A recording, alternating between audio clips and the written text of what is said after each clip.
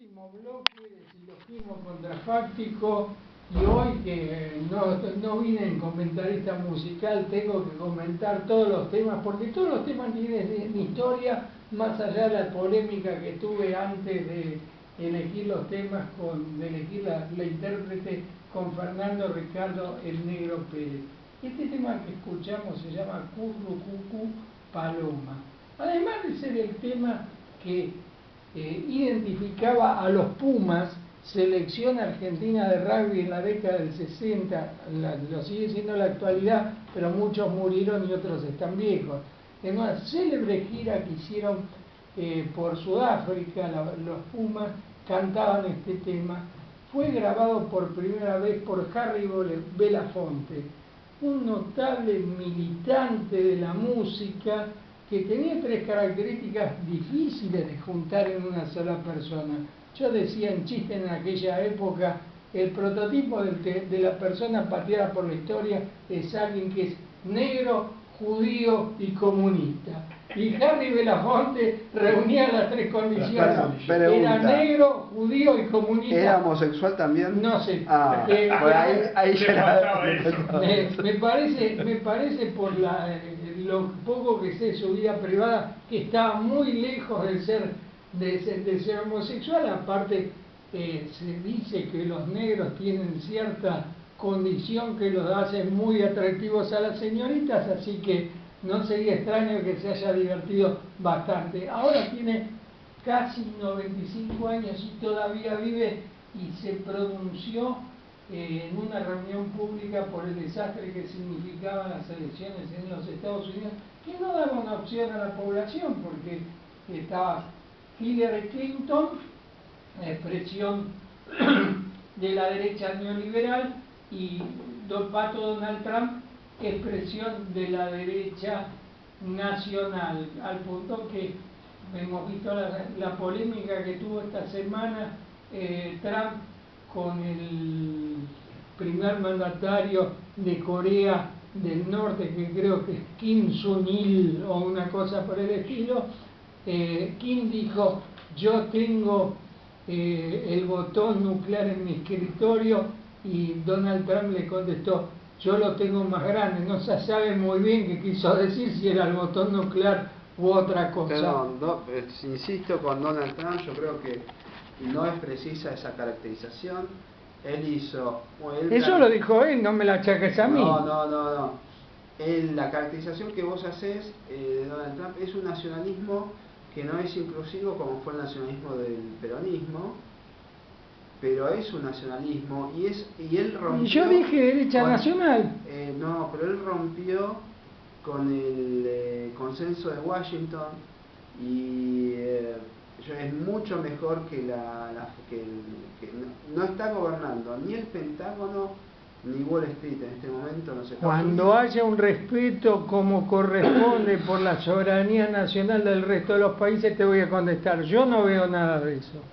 Bueno, vayamos a la cuestión de pueblos, fuerzas armadas. Sí, déjame introducirlo a mí, si me permitís. Yo creo que el país donde mejor se ve la unidad de pueblos, fuerzas armadas, es Venezuela, donde las fuerzas armadas están capacitadas, armadas y preparadas para repeler cualquier ataque interno, y están consustanciadas con la ideología que sustenta la revolución bolivariana. Por eso el pueblo tiene una profunda identificación con las Fuerzas Armadas, y por eso también el pueblo sufrió los terribles atentados que sufrieron fuerzas de seguridad, no Fuerzas Armadas. La FAN,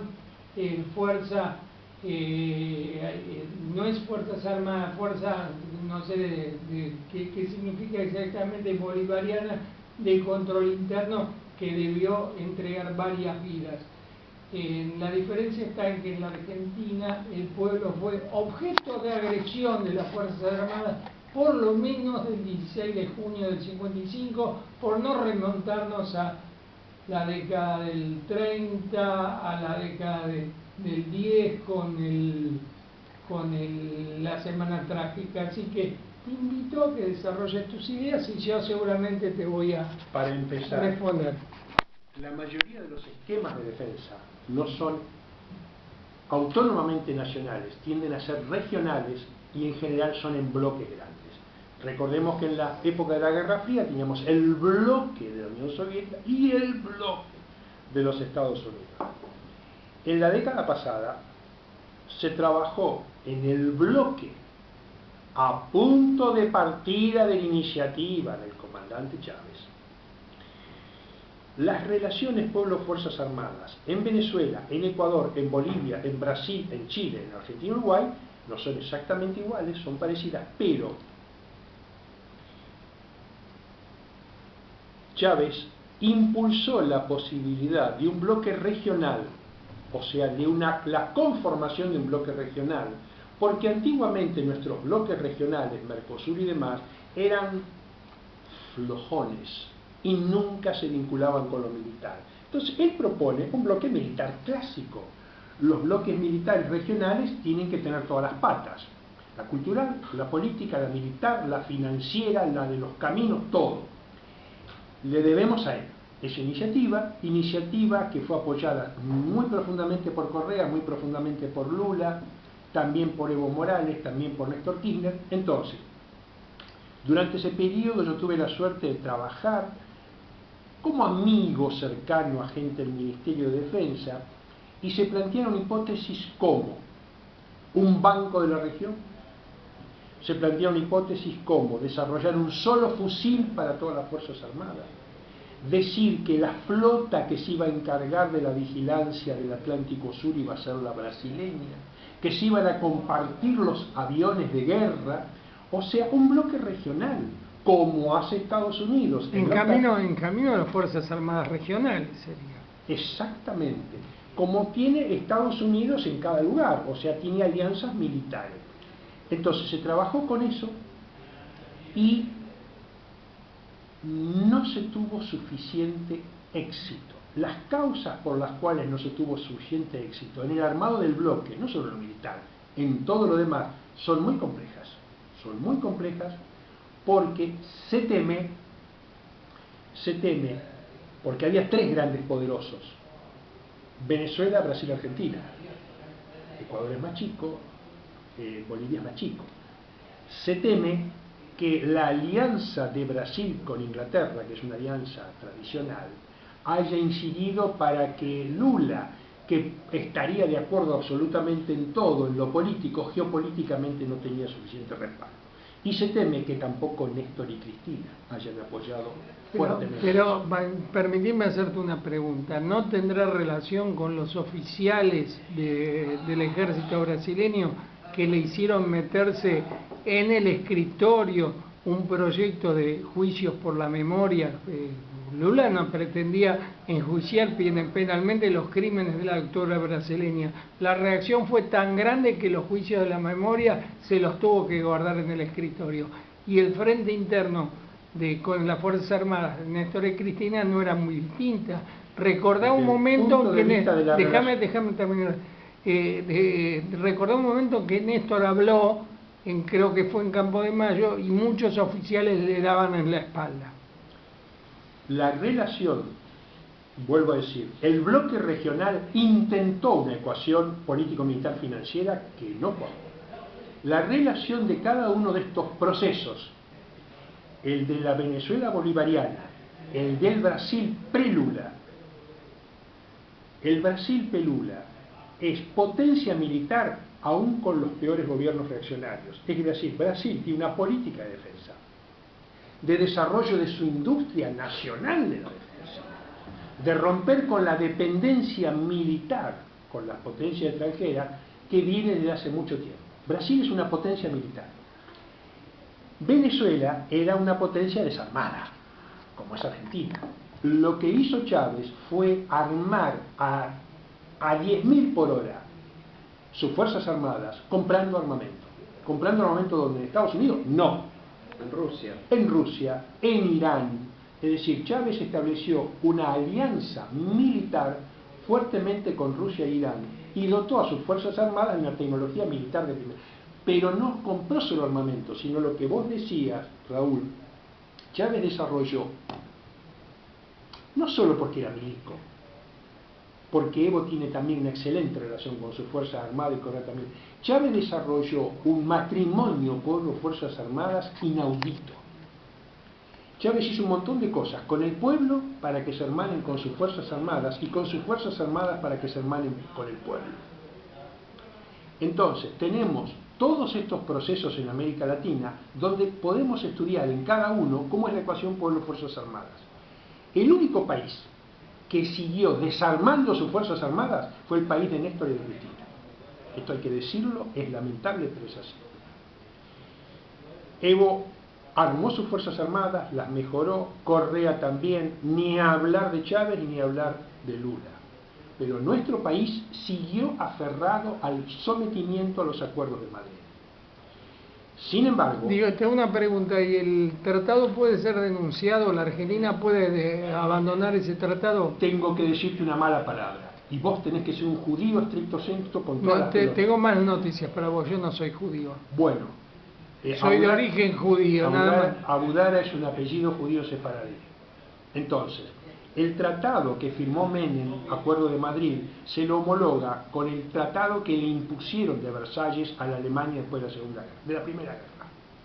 Lo que hizo la Alemania de Hitler fue agarrar ese tratado y transformarlo en papel higiénico.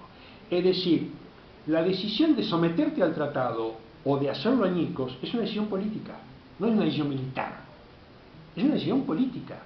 Hasta ahora, este tratado se firmó en 1990.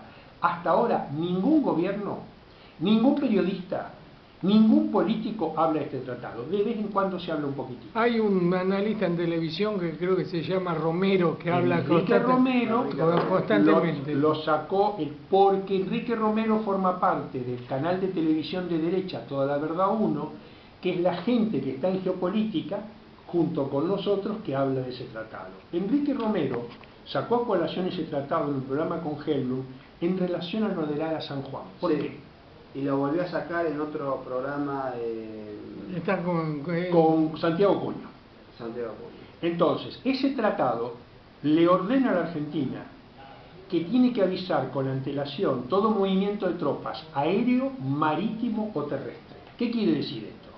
Que Inglaterra conocía el derrotero trayectoria del submarino. Entonces, quienes nos están ocultando la trayectoria del submarino es la Marina, el comandante en jefe de Inglaterra.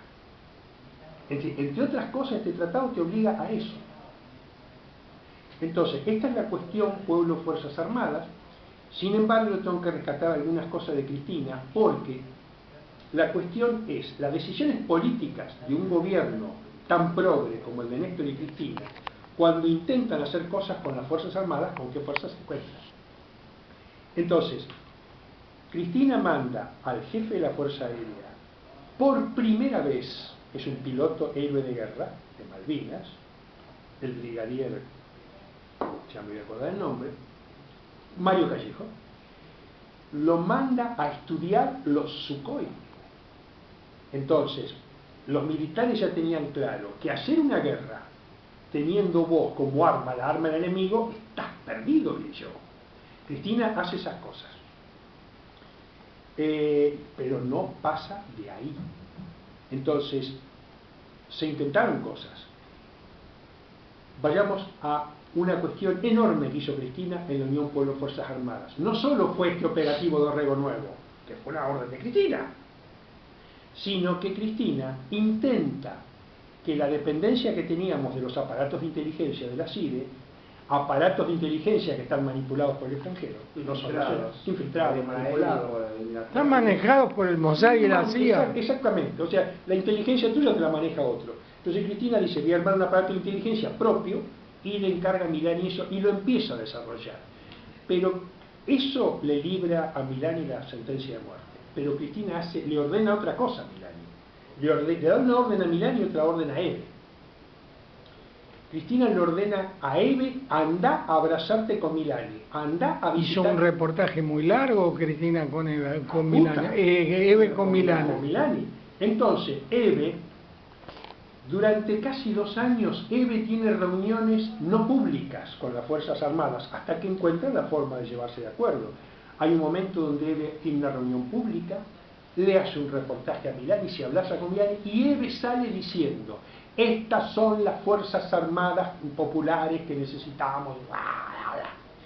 Las dos cosas son sentencia de muerte para Milani. La primera es una sentencia de muerte, armar un aparato de inteligencia nacional. La segunda, trabajar en la Unión Pueblo-Fuerzas Armadas con el símbolo más importante de los derechos humanos, es sentencia de muerte. Y lo que tienen que pensar ustedes es a quién lo puso del tomate estas dos cosas. O sea, qué sector del poder argentino, progresista, necesita y tomó de la peor manera que Eve se acerque a un milico. Y que un milico se acerque. Contestalo vos. No, no lo sé yo. La oligarquía. No, dijo el sector progresista de la burguesía. Página 2, Berbisky. Y ahí hubo una división en los organismos de derechos humanos. Una consulta sobre Porque, Berbisky. perdóname, Carlotto no quería, las demás madres de Plaza de Mayo no querían. O sea, ahí se produjo un cisma en los organismos de derechos humanos. Y quien no quería... Uno más de los que hemos... Bueno, y quien no quería era página 12. Sobre Berbisky. Berbisky, un comentario económico y que incluye la figura de Berbisky, porque estuvimos hablando sobre Berbisky con el co-conductor algunas veces.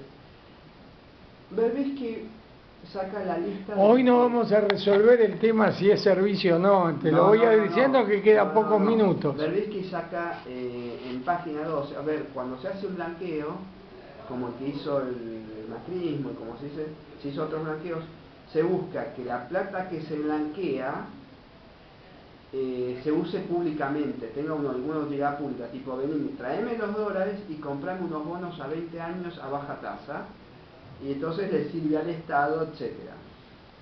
El blanqueo, desde ese punto de vista, fracasó el blanqueo de Macri, según mi opinión, porque no hubo una utilidad pública, sino que exteriorizaron activos en el exterior por X valor. Fue una exteriorización de activos, no fue un blanqueo como hacía el kirchnerismo, que tenías que darle una contraprestación al Estado. Segundo, el diario Berbisky saca la lista del blanqueo y ahí lo pone al hermano del presidente, a Giorgio Macri, perjudicando la imagen del presidente, de la familia, comprometiéndolo con un delito. De la gente que podía dentro de la FIP saber que la lista, que tenían acceso a la lista del blanqueo, no eran más de 5. O sea, uno de ellos, posiblemente tampoco Abad. Abad es un personaje que fue síndico de Papel Prensa cuando Clarín se queda con Papel Prensa. Clarín, La Nación y La Razón. Se lo habían ofrecido también a la prensa y la prensa no aceptó. Berbisky saca esa información, perjudica al blanqueo, también escracha a las familias, porque si haces un blanqueo, vos le tenés que dar al tipo la garantía de que el nombre no va a salir, porque lo pones en una situación social complicada, de saca patente de chorro, más o menos, de empresario chorro. Este personaje de Berbisky muchas veces juega para Clarín desde la izquierda. Así es. Muchas veces juega para Clarín desde la izquierda. Bueno, fundamenta tu idea rápido, no te la voy a contestar y tenemos que ir cerrando el programa. ¿Cuál? Eso es fundamental lo que dijo José Luis, si estás de acuerdo claro. que Berbisky juega para Clarín. Berbisky es el representante de cierto tipo de políticas externas que asumen la forma de políticas internas. Entonces, porque es bueno leer la cuestión, no por la persona. Básicamente es eso. Entonces hay que estudiar todas las jugadas políticas de Berbisky. Esto, la condena a muerte social del general Milani, se considera una obra de Berbisky. Bien, yo en ese sentido me obligas a responderte, pero voy a ser muy breve. Los que chavaron la presencia de Milani fueron aguerridos luchadores de los derechos humanos como La Nación y Clarín. Los que le empezaron a pegar a Milani fueron La Nación y Clarín, que descubrieron los derechos humanos. Otro día lo vamos a seguir discutiendo. Hoy tenemos que... Hay una sintonía amorosa entre la crucifixión de Milani, que te viene desde la derecha de la Nación y desde la izquierda de la Bien, hoy tenemos que hacer nuestros clásicos alpargatazos sin los cuales nos cerramos el programa. El alpargatazo nacional es para la ministra Patricia Botella Bullrich, que no tuvo mejor idea, provocadora idea, que ascender al gendarme Emanuel Echazú, el único imputado en el proceso que llevó a la muerte, en el proceso que se investiga la muerte del soldado, me confundía con el soldado Maldonado, el soldado Carrasco, que llevó a la muerte de Santiago Maldonado. Ascender a un imputado es una cosa audaz, pero ¿qué se puede esperar de Patricia Bullrich, que le bajó el sueldo a los jubilados cuando corrían una coneja infernal? El alpargatazo internacional es hoy para... son varios los que se postulan, pero se lo voy a dar en general a los Estados Unidos por impulsar la desestabilización del gobierno de Irán, metiendo guita a lo pavote en las manifestaciones que desde fines del año pasado recorren las ciudades más importantes de Irán. Claramente el pueblo peruano está con el llamado régimen de los ayatolas, claramente también la clase media que quiere vivir en la modernidad y quiere ser, si vaya por opción, prefiere la intervención extranjera. Estos días Santiago Puño mostró en televisión un momento donde se veía a unos jóvenes venezolanos diciendo este régimen por el de Maduro no se soporta más, que venga a Estados Unidos, que ya estuvo en Panamá. Se llevaron a quien se tenían que llevar por el general Noriega y